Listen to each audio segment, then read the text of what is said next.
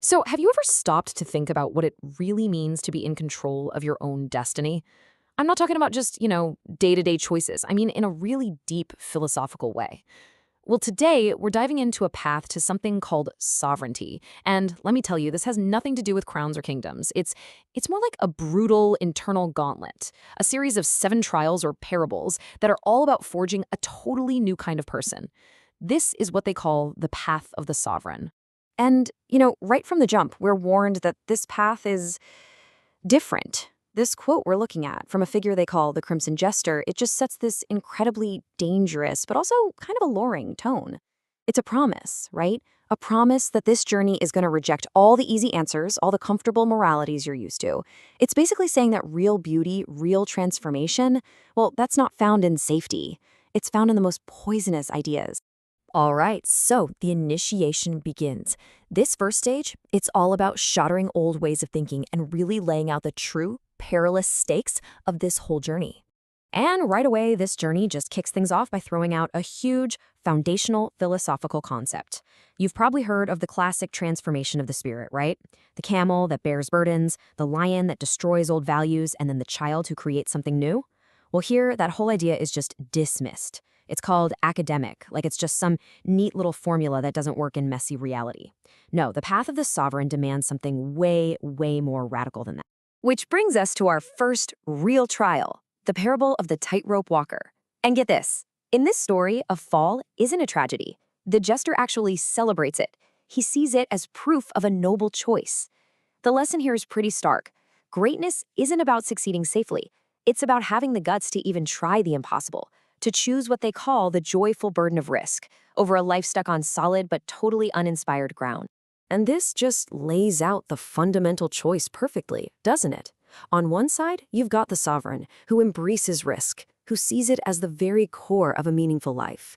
And on the other side, you've got the last man. This is a figure whose only goal, their only ambition, is total comfort and security.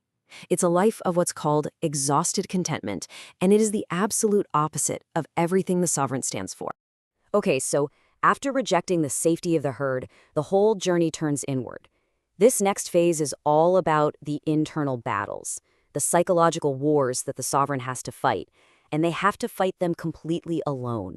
So, in the parable of the stillest hour, our main guy, Wotan, he enters what's known as the seventh solitude. Just try to imagine an isolation so profound, so absolute, that your own creative drive, your own will, becomes this relentless, demanding force, a gloomy and passionate taskmaster, as they put it. The challenge here is just to endure existence itself, with zero human comfort to soften the blow. None. But here's the really crucial point. This solitude is a choice. It's a conscious act. That's the core lesson here. Out of the seventh solitude. It literally means deliberately shutting the door on everything you've ever found comfortable, every group, every belief system you've ever called home. The whole point is to find a harsher, more unvarnished truth. And the price you pay for that? Well, it's an agonizing, permanent separation from everyone else. And if you thought that was intense, well, the trials only get harder from here. Now we get to the parable of the convalescent. And this is Wotan's ultimate test, the idea of eternal recurrence. And listen, this isn't some detached what-if thought experiment. No, it's presented as a pure torment, a thunderous verdict that forces him to relive every single moment of his struggle, every bit of agony, forever. So let's be absolutely clear what this means. The eternal recurrence says that your life, every joy, every pain, every single second, is going to repeat in the exact same order infinitely. This isn't about getting a second chance. It's an inescapable loop. And what that does is it ensures that sovereignty can never be some final victory. It's not a finish line you get to cross. It's a state of being you have to fight for continuously, again and again and again. And that is the absolute key. You don't solve eternal recurrence. You don't escape it. You withstand it. Sovereignty, then, becomes this perpetual act of will. It's an endless endurance test, and it's powered by nothing but your own defiant resolve. And this is the climax of that whole internal war. This is the moment of supreme transformation. The burden becomes a choice. By declaring, "Thus I will the eternal recurrence," Wotan isn't just accepting his fate anymore. He's commanding it. He's taking the worst torment imaginable, and forging it into the ultimate proof of his own power. It's the idea of amor fati, the love of one's fate, but it's being used as a weapon. So, okay, the war within has been conquered, but the fight is far from over. Now, the focus shifts. The sovereign has to deal with all the external forces that are constantly trying to drag them back down to earth. First up, you've got the spirit of gravity, and it's personified by this character, Mephistopheles. He basically represents the crushing weight of society, of conformity, of that collective herd that secretly deep down resents anyone who tries to climb higher. His tower is this constant looming reminder that for every single person who tries to ascend, there are 1,000 hands down below just waiting, hoping to feel them fall. The next trial is called the Great Longing. Now, having left all the old values behind, Wotan isn't just the archer anymore. He becomes the arrow itself. An arrow of longing, launched into this vast open ocean with no land in sight, no shore to go back to. And in that total void, he has no choice. He is forced to create new value, new meaning from absolutely nothing. And this brings up another one of those fundamental choices. Wotan's path is all about creation, that difficult, lonely, even terrifying work of forging brand new meaning. But then you've got the character Faustus, who offers this incredibly tempting alternative. Why bother creating when you can just consume what everyone else has already made? It's the easy way out, a constant gravitational pull against what the sovereign is trying to do. So what happens after all that? You've endured the internal battles, you withstood the external pressures. What now? Well, the journey enters its final and maybe its most complex stage. It moves beyond this glorious isolation, and for the very first time, it turns outward. In the final parable, The Higher Man, Wotan's whole quest just changes dramatically. He's already proven his own strength, right? The solitary trials are done. So now he starts a search for equals, for fellow creators.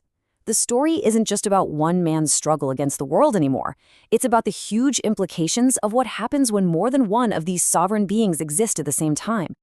And this raises a massive, monumental question. I mean, think about it. If a sovereign is defined by this immense will and by creating their own personal values, can two beings like that actually coexist? Is it even possible? Can two suns really share the same sky? Or is the alternative something way more terrifying?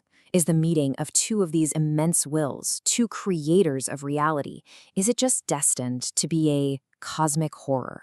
A collision of forces so powerful that they just can't share the same space without destroying each other. And the story, it just leaves us right there, staring straight into that abyss. So to try and bring this all together, the entire philosophy gets boiled down into one last, really powerful metaphor that just perfectly captures how unforgiving this whole path is. And it goes like this. The grand reckoning is like a lightning bolt that strikes a stagnant pond. It does not seek to light the way for the fish, but its sudden, violent heat forces them to either evolve or perish in the boiling water of their own comfort. Wow. So you see, this path isn't about salvation. It's not about gentle guidance. It's about a violent, almost indiscriminate catalyst for change. Which leaves us with one final, really provocative thought to chew on. After walking this poisonous, beautiful path, the ultimate lesson seems pretty clear. Sovereignty is forged in trial. It's not handed to you in comfort. And so we're left with a question we have to ask ourselves. Is comfort really the enemy of growth? Does real evolution, whether it's for one person or for our entire species, does it require fire?